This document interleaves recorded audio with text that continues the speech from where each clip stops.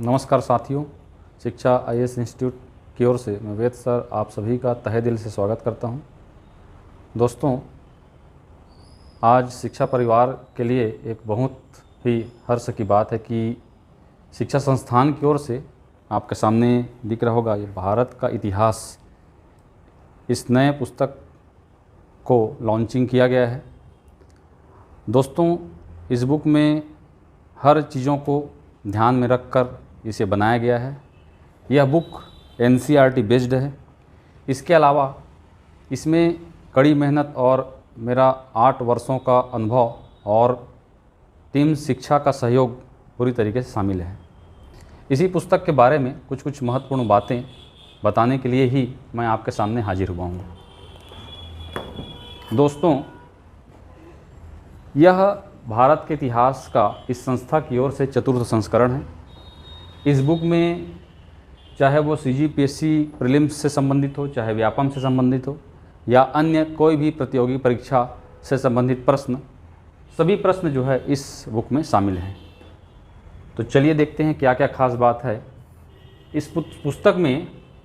पहली खास बात यह है दोस्तों कि ये जो है टॉपिक वाइज है, विषयवार तथ्यों को रखा गया है। अलग अलग टॉपिक 3 कालखंडों में, जैसे हम भारत का इतिहास पढ़ते हैं, 3 कालखंडों में बांटा गया है।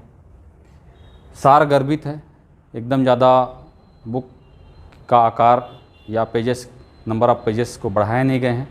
सार गर्भित चीज़ों को लिखा गया है, सार को लिखा गया है। इस बुक में दोस्तों इतिहास जब भी हम पढ़ते हैं तो सबसे महत्वपूर्ण चीज़ होती है कि वह स्थान कहाँ पर था भारत या विश्व के संदर्भ में। तो उन चीज़ों को भी इस बुक में ख्याल रखा गया है।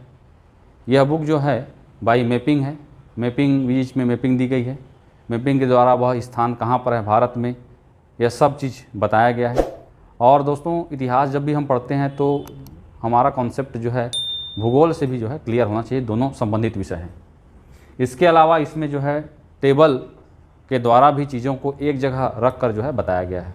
दोस्तों, जब भी आप बुक पढ़ें, पुस्तक पढ़ने में सबसे महत्वपूर्ण चीज़ यही सारी चीज़ें होती हैं, तभी पुस्तक पढ़ने में मज़ा आता है। और सही मायने में इतिहास के बारे में कहा जाता है, इतिहास से ही हर मनुष्य को कुछ न कुछ सीख मिलती है और उन्हीं सीखों के आधार पर अगर व्यक्ति वर्तमान में कार्य करता है तो उसका भविष्य उज्ज्वल होता है। तो याद रखिए, किताबें सबसे महत्वपूर्ण मित्र होती है दोस्तों, जो हमेशा आपको अच्छे दिशा की ओर ले जाने का प्रयास करती हैं।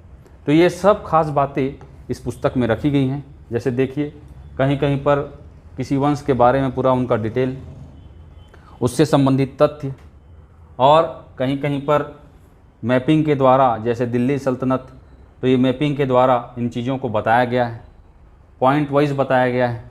ठीक है, तो ये सारी खास बात हैं। इस पुस्तक को आप पढ़ेंगे तो पढ़ने में ज़रूर आनंद की प्राप्ति होगी और चीज़ें याद भी होंगी। अब देखिए, यहाँ से इतिहास का वेटेज अगर हम एग्ज़ाम में देखें तो व्यापम के एग्ज़ाम में साथियों 7 से 8 प्रश्न इतिहास से पूछे जाते हैं। वही अगर पीएससी प्रीलिम्स की बात करें तो लगभग 10 प्रश्न इतिहास से पूछे जाते हैं, जिसका वेटेज कभी कभी 12 प्रश्न भी होता है, कभी कभी कम भी होता है। और पीएससी मेंस में दोस्तों यहाँ से 75 नंबर से प्रश्न आता है इतिहास से। तो तीनों चीज़ों को दृष्टिगत करके जो है इस पुस्तक को जो है बनाया गया है, इसके कंटेंट को तैयार किया गया है, ताकि तीनों परीक्षाओं में आपका यह बुक मील का पत्थर साबित हो। अब देखिए, जैसे उदाहरण अगर मैं देखूंगा तो जैसे देखिए, एक प्रश्न पीएससी मेंस में 2022 में पूछा गया था, 2 अंक का 30 शब्द, हड़प्पा कालीन अन्नागार का वर्णन कीजिए।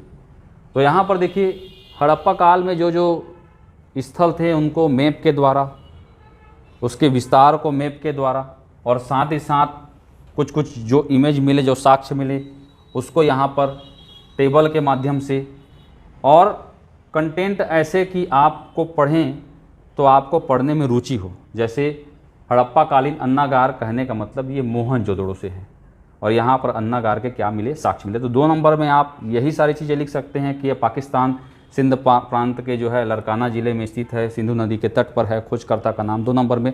इससे ज़्यादा आपको लिखने की आवश्यकता नहीं है। ये 2 नंबर का प्रश्न है। इसके साथ ही साथ अगर दोस्तों अगर हम देखें तो जैसे एक प्रश्न जो है स्वराज दल की स्थापना के क्या कारण थे, यह प्रश्न आया था। 4 अंक का 60 शब्द, पीएससी मेंस 2022। तो स्वराज दल के बारे में पूरा डिटेल यहाँ पर आपको देखने को मिलेगा और यहीं से आप उस तथ्य को लिख कर जो है नंबर प्राप्त कर सकते हैं। तो ये सारे उदाहरण हैं दोस्तों कि यहाँ से जो है प्रश्न पूछा जा रहा है और आपको इन तथ्यों को लिखने पर जो चेक करता है वह ज़रूर यहाँ पर आपको अंक देगा। तो ये सारी बातों को ध्यान में रखकर इस पुस्तक को बनाया गया है। जैसे एक है अशोक के धम्म से आप क्या समझते हैं, ठीक है, तो 15 अंक आया, 175 शब्द। तो देखिए ये अशोक के जो शिलालेख हैं इन सब के बारे में बताया गया है। साथ ही साथ शिलालेखों के बारे में जो अलग अलग मिले अलग अलग स्थानों पर, उसमें एक एक शिलालेख के बारे में बताया गया है। इसके पहले पेज में जाएंगे तो अशोक ने धम्म का रास्ता क्यों अपनाया, इन सब के बारे में बताया गया है। तो ये सारे तथ्य आप एग्ज़ाम में लिख कर नंबर प्राप्त कर सकते हैं। कहने का मतलब एग्ज़ाम की दृष्टि से, चाहे वो व्यापम का हो, चाहे वो मेंस का हो, अभी मेंस जून में होगा उसके लिए भी हो, चाहे व्यापम में आए हुए प्रश्न हो, चाहे पीएससी प्रीलिम्स में हो, सभी की के लिए यही बुक जो है सारगर्भित बुक है। यहाँ आप पढ़कर जो है नंबर प्राप्त कर सकते हैं। तो इसीलिए इन चीज़ों को लेकर मैं आपके सामने हाजिर हुआ था। तो इस प्रकार दोस्तों यह जल्द से जल्द नज़दीकी पुस्तक दुकान में आपको उपलब्ध होगी बहुत ही कम शुल्क में। और अगर कोई इच्छुक व्यक्ति अगर जल्दी लेना चाहे तो संस्थान में आकर यहाँ भी जो है प्राप्त कर सकते हैं। और अगर कोई संस्थान में आकर लेना चाहता है तो उनको अतिरिक्त छूट दी जाएगी दोस्तों, ठीक है। तो मैं मानता हूँ कि यह बुक आपके लिए बहुत कारगर साबित होगी।